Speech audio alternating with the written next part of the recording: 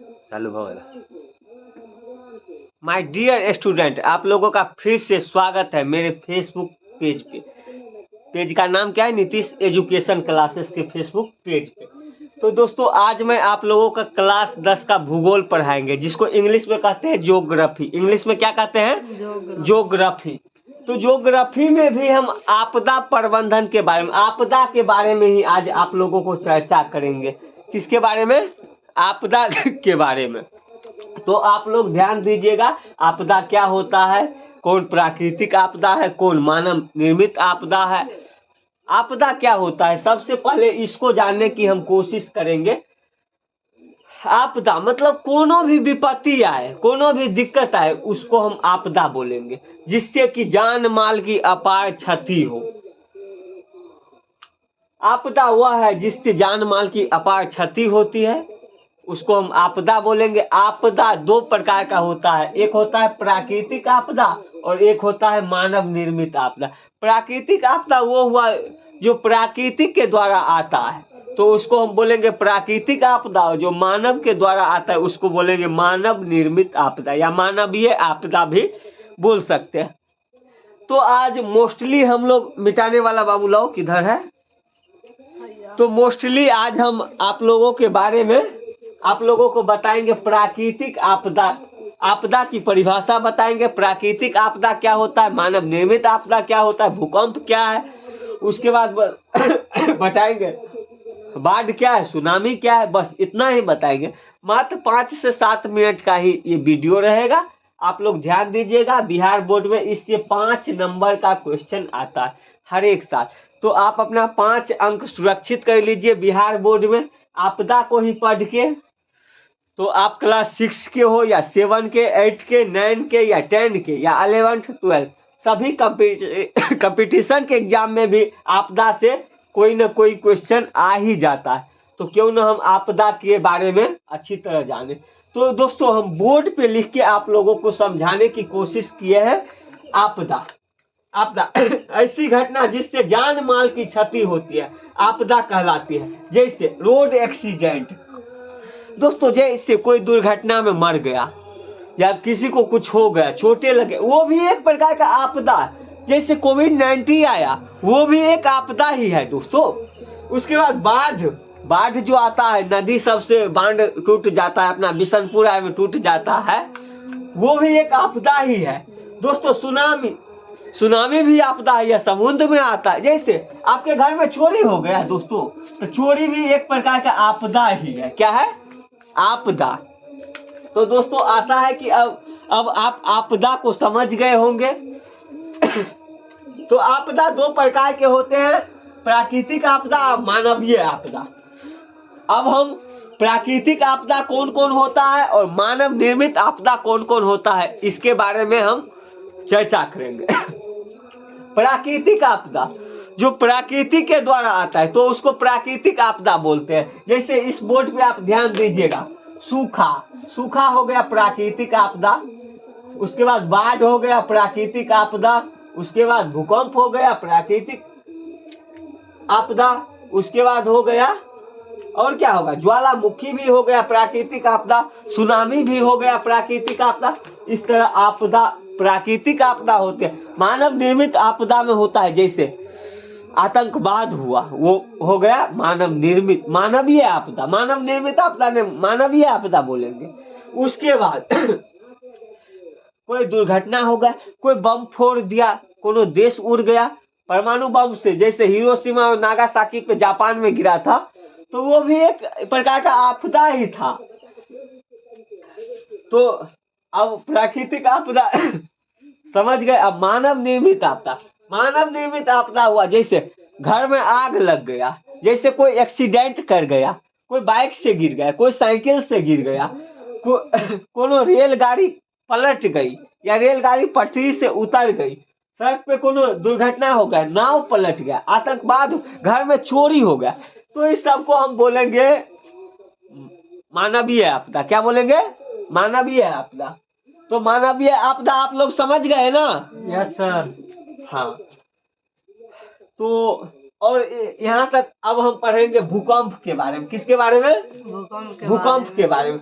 पृथ्वी के आंतरिक हलचल के कारण भूकंप, पृथ्वी के आंतरिक हलचल के कारण, पृथ्वी का आंतरिक जो हलचल होता है उसके कारण जब भूमि पे अचानक कंपन उत्पन्न होती है, मतलब भूमि हिलने लगता है, तो उसको बोलते हैं हम भूकंप। क्या बोलते हैं? भूकंप।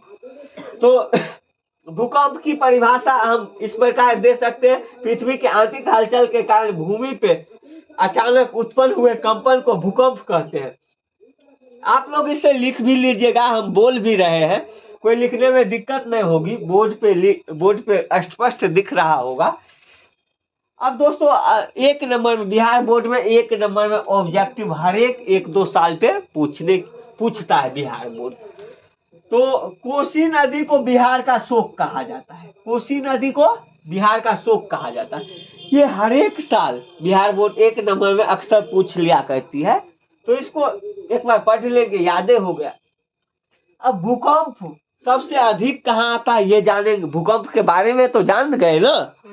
हाँ, तो अब भूकंप सबसे ज्यादा कहाँ आता है इसके बारे में भी जानना जरूरी है।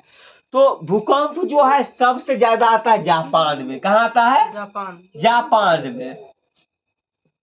जापान में एक दिन में 2 4 बार 5 बार 10 बार भी भूकंप आ जाता है, 10 बार। तो वहां पे अपने जैसा छत के घर या एल्वेस्टर के घर नहीं बनाए जाते, वहां पे हल्के घर बनाए जाते हैं। हल्के घर मतलब कार्टून के घर बनाए जाते हैं, समझे बच्चे? तो वहां पे कार्टून के घर बनाए जाते हैं, इसीलिए जापान में अगर भारी घर बनाएगा जैसे छत का, अगर रोज जहाँ भूकंप आता है गिर जाएगा, आदमी सब दब के मर जाएगा, तो वहां पे कार्टून के घर बनाए जाते हैं। जापान में सबसे अधिक भूकंप आता है, इसको भी हम जान गए दोस्तों। अब हम पढ़ेंगे सुनामी के बारे में। ये जो भूकंप आता है ना, ये जब समुद्र में आता है तो उसको बोलते हैं सुनामी। भूकंप की कंपन जब समुद्र में आता है तो उसको बोलते हैं सुनामी। समुद्र में रहता है जल, तो जल जब भूकंप आता है, आप लोग घर में अगर खड़ा होते होंगे, भूकंप आता होगा तो आप हिलने लगिएगा, घर और पुराना घर गिर जाता है। उसी तरह जब समुद्र में सुनामी आता है तो समुद्र में रहता है पानी, तो पानी ऊपर नीचे होने लगता है, समझे बच्चों लोग? समझ गए ना?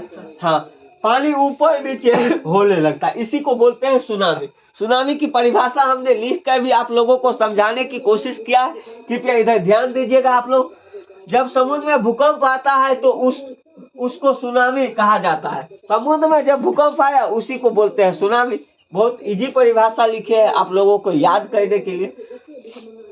बिहार बोर्ड फिर ऑब्जेक्टिव में एक क्वेश्चन पूछता है, क्या पूछता है सो इधर देखो। सुनामी कहाँ आता है? सुनामी कहाँ आता है? सुनामी समुद्र में आता है, स्व से सुनामी, स्व से समुद्र। यहाँ तक समझने में किसी को दिक्कत तो नहीं है ना? नहीं सर। हाँ, तो सुनामी जो है ना, आया था 26 दिसंबर 2004 को, बंगाल की खाड़ी में आया था। कहाँ आया था? बंगाल की खाड़ी में सुनामी आया था 26 दिसंबर 2004। ये भी बिहार बोर्ड में एक नंबर में कभी कभी पूछ लेती है। अब हम इस बोर्ड की ओर आपका ध्यान आकर्षित करना चाहेंगे। अब हम पढ़ेंगे बाढ़ के बारे में। किसके बारे में? बाढ़ के बारे में। हाँ, तो बाढ़ क्या होता है? बाढ़ जो होता है ना, जब अत्यधिक वर्षा होता है तो नदी, तालाब, पोखर एवं सभी जो गड्ढा उड्ढा होता है सब जल से भर जाता है। तो बांध जो होता है बांध, वो बांध मतलब कहीं से न टूट जाता है, और जल स्तर जो होता है, जल जितना होता है सब क्या होता है, पूरे जमीन पे खाली जगह पे फैल जाता है। तो इसी को हम बोलते हैं बाढ़। क्या बोलते हैं? बाढ़। हाँ, तो अपने बगल में ये बांध है ना, जैसे बिशनपुर के पास होकर जाता है, जाखर होते हुए। तो कभी कभी बाढ़ एक मतलब प्राकृतिक आपदा है। तो बाढ़ में ना मतलब कभी कभी जल का धीरे धीरे रिसाव होते होते बांध को तोड़ देता है। इसीलिए यहाँ की गवर्नमेंट, बिहार सरकार ने हर एक बांध पे देखोगे वर्षा के दिनों में 5000 10,000 बोरा मिट्टी भरा के रखा रहेगा। कहीं पे रिसाव हुआ तो मानवीय क्षति हो जाएगी, तो जान माल की अपार क्षति होगी, जिसके लिए मतलब मिट्टी दिया रहता है और जहाँ पे रिसाव हुआ वहाँ पे बोरा जाके चौक देता है, जिससे रिसाव बंद हो जाता है, बाढ़ आने की समस्या ही खत्म हो जाती है। तो इसको परिभाषा के द्वारा आप लोगों को हम समझाते हैं। लगातार वर्षा होने पे नदियों, झीलों, पोखरों या अन्य जलाशय में जल स्तर बढ़ जाता है, जिससे जमीन पर जल जो है जमीन पर फैल जाता है। इसी को हम बोलते हैं बाढ़। भारत का उत्तरी क्षेत्र जो है ना बाढ़ ग्रस्त क्षेत्र है। ये बिहार बोर्ड में अक्सर 1 नंबर में मात्र पूछता है, ज्यादा पढ़ने की जरूरत नहीं है। भारत का जो उत्तरी क्षेत्र है, भारत का बोलो या बिहार का बोलो, उत्तरी क्षेत्र है ये बाढ़ ग्रस्त है। मतलब यहाँ हर एक साल बाढ़ आती है। और यहाँ अपने बिहार में बगल में है दरभंगा, उधर पेटफोड़ा तरफ गाँव पड़ता है, हसनपुर के उधर पड़ता है, तो उधर हर एक साल बाढ़ आती है। तो बिहार गवर्नमेंट वहाँ बाढ़ के लिए कुछ आर्थिक मदद करती है। 6,000 रुपये सभी के खाते में ट्रांसफर करती है, जिससे कि वहाँ के लोगों को आर्थिक मदद मिल सके। तो ये सरकार के लिए बहुत ही अच्छी योजना हुई। अब बाढ़ सबसे ज्यादा बाढ़ प्रभावित क्षेत्र जो है ना उत्तरी क्षेत्र है। कौन से क्षेत्र है? उत्तरी क्षेत्र। हाँ, अब हम पढ़ेंगे सूखा के बारे में। सूखा कभी कभी बच्चों आप लोगों ने सुना होगा, सूखा क्या होता है? सूखा जो होता है ना, जैसे धान की खेती की है तो धान सूखा पड़ गया, धान नहीं उपजा, तो बाढ़ सूखा में ना मतलब अति वर्षा बहुत कम होता है, 9 के बराबर होता है। और किसी योग भूमि जो है बंजर हो जाती है। तो इसको एक परिभाषा के द्वारा भी हम समझ सकते हैं, जिसको मैंने लिखा है सूखा की परिभाषा। 50 सेंटीमीटर से कम वर्षा होने पे भूमिगत जल स्तर में अधिक गहराई तक नीचे चले जाती है। नीचे चले जाने से उत्पन्न समस्या सूखा कहलाता है। जो बहुत अधिक जल स्तर नीचे चले जाएगा तो पंप सेट से हो गया, बोरिंग से हो गया, कहीं से भी पानी निकालने में धरती बहुत अंदर रहेगा, दिक्कत होगा। तो यही जो दिक्कत होता है, समस्या उत्पन्न हो जाती है, तो इसी को हम बोलते हैं सूखा। 50 सेंटीमीटर से जब कम वर्षा होगी ना तो उस क्षेत्र को गवर्नमेंट सूखा क्षेत्र मानता है। क्या मानता है? सूखा क्षेत्र। सूखा क्षेत्र। सूखा के लिए कुछ जिम्मेदार कारक भी है, जैसे अनियमित वर्षा, मतलब वर्षा इस बार हुआ उस बार नहीं होगा, अगले साल नहीं होगा। तो ये भी घरेलू ईंधन, पेट्रोल, डीजल, केरोसिन तेल होता है, इसका अधिक उपयोग आदमी करने लगा है। वनों की कटाई, वन जो है ना, वन समझते हो ना, पेड़ पौधे। वन किसको बोलते हैं? पेड़ पौधे। पेड़ पौधे, पेड़ पौधे, हाँ। और कीमती लकड़ी को भी बोल सकते हैं। तो इसका जो कटाई है ना, मानव अपने उपयोग के लिए आजकल बहुत ज्यादा करने लगा है। क्या करने लगा है? बहुत ज्यादा। जैसे हम बेंच डेस्क बनवाए हैं तो इसमें भी किसका उपयोग हुआ है? वन का। किसका? वन का। पेड़ पौधे का ही उपयोग हुआ है। ये लोहा का तो नहीं है। नहीं। हाँ। तो सूखा के ये 3 हो गए जिम्मेदार कारक। कौन हो गए? जिम्मेदार कारक। हाँ, ये सब जो है ना जिम्मेदार। अनियमित वर्षा होता है, कभी वर्षा हुआ कभी नहीं हुआ। घरेलू ईंधन का उपयोग हो गया, वनों की कटाई हो गया। दोस्तों आज के वीडियो के लिए बस इतना ही। आशा है कि आप लोग वीडियो को अच्छी तरह समझ गए होंगे, आपदा को समझ गए होंगे। ये थे प्राकृतिक आपदा। अगली वीडियो में बच्चों आप लोगों को हम मानवीय आपदा के बारे में बताएंगे। तब तक के लिए जय हिंद। मिलते हैं फिर नेक्स्ट वीडियो में। तब तक के लिए बाय बाय, गुड नाइट।